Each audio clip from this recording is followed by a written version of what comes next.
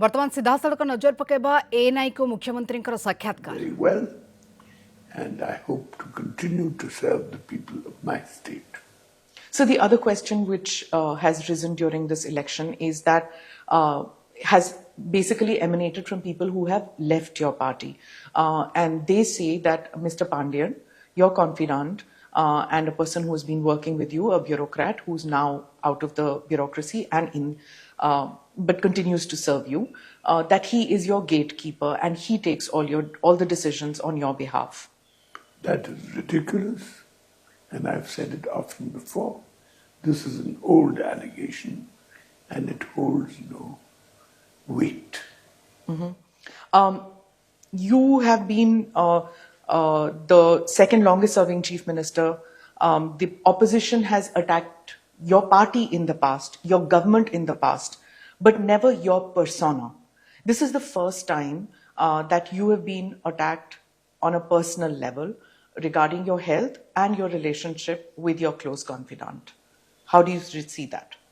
I see it that they're getting more and more desperate, particularly as their popularity is waning in the country. So it's got nothing to do with the state. It's more about national politics, you feel? It's about the state and national politics. So the promises that are being made by your party in this election, does it have your signature on it? Do you know the promises that are being made? Do you have veto powers at all on these decisions? As Chief Minister, I have all powers, and we have done a great deal for the people of our state, and we want to continue doing much more. Do you chair cabinet meetings, or do you just leave it to your colleagues to do that, sir? I always chair cabinet meetings. There's not a single cabinet meeting that I do not chair. So, you're in your 6th term. The party has not known anybody other than your father or you leading it.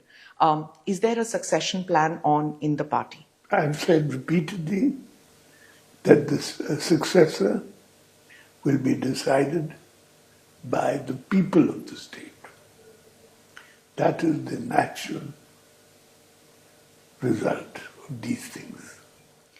You are not grooming Mr. Pandian to take over from you? I can't understand these exaggerations.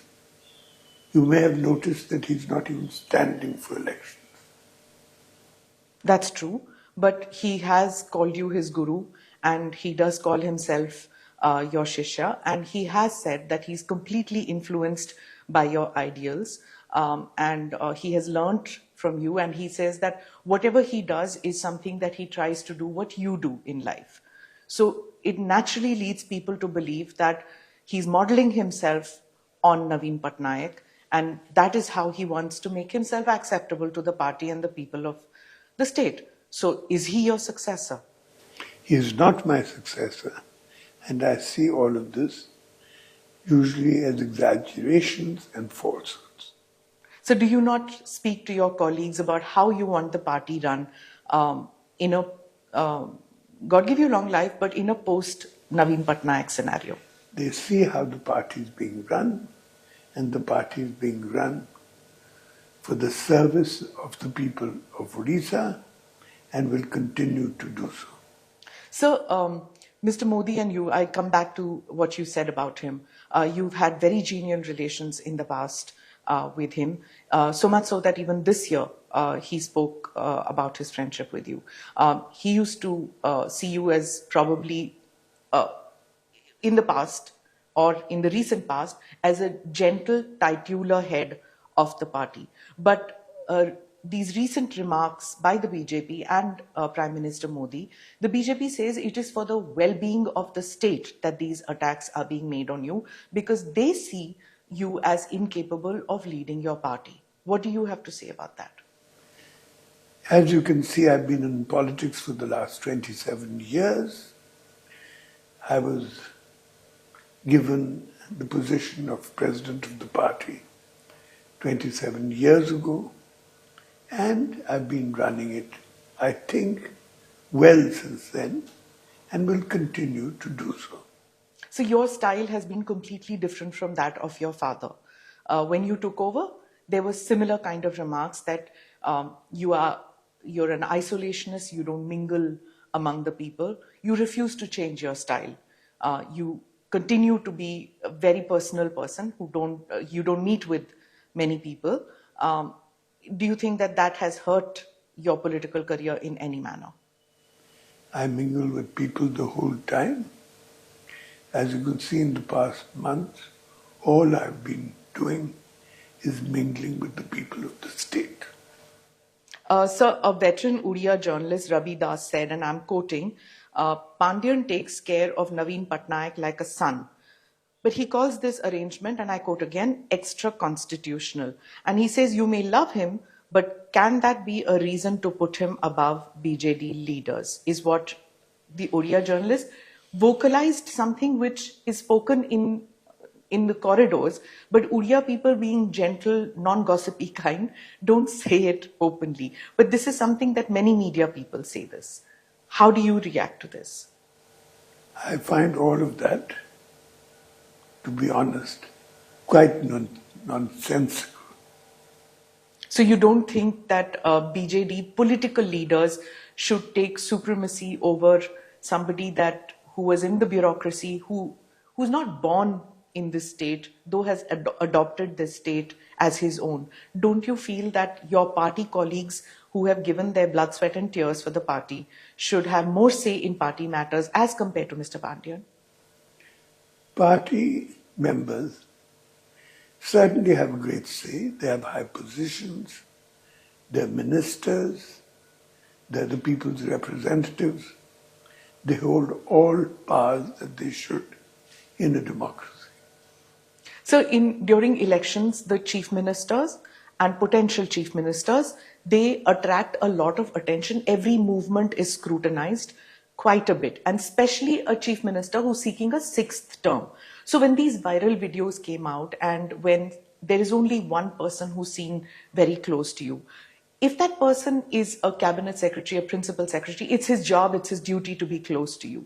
But if that person is neither a politician nor a bureaucrat now, I think it's open game, isn't it, for other political parties to attack that person? Or do you feel it's unfair?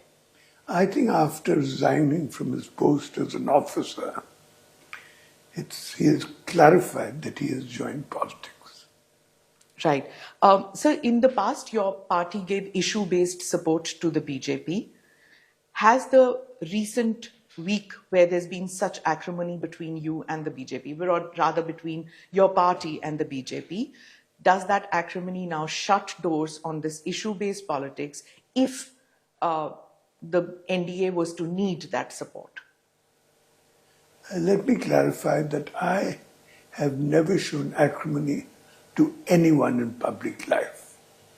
And when support is required, we will judge our appropriate position. Right. Are the fissures between your party and the BJP too deep now to be mended? Let us see what the position will be in the future. That will be the judge of future events. So we just a couple of days, just one round of polling left and a couple of days for results. How many seats do you give your party in the state elections, and how many do you give in the parliamentary elections? I see a very handsome results in the state elections. We will form a solid government again in the state, and in parliament we will have a very good majority. And you will be chief minister for all 5 years if you win? I certainly hope so. Right. The Prime Minister says that on the 10th of June, the BJP will form government here. Your party says that on the 9th of June, you will take oath of office. What is the number significance in this? I don't look at it as a number significance. I look at it as the practical position.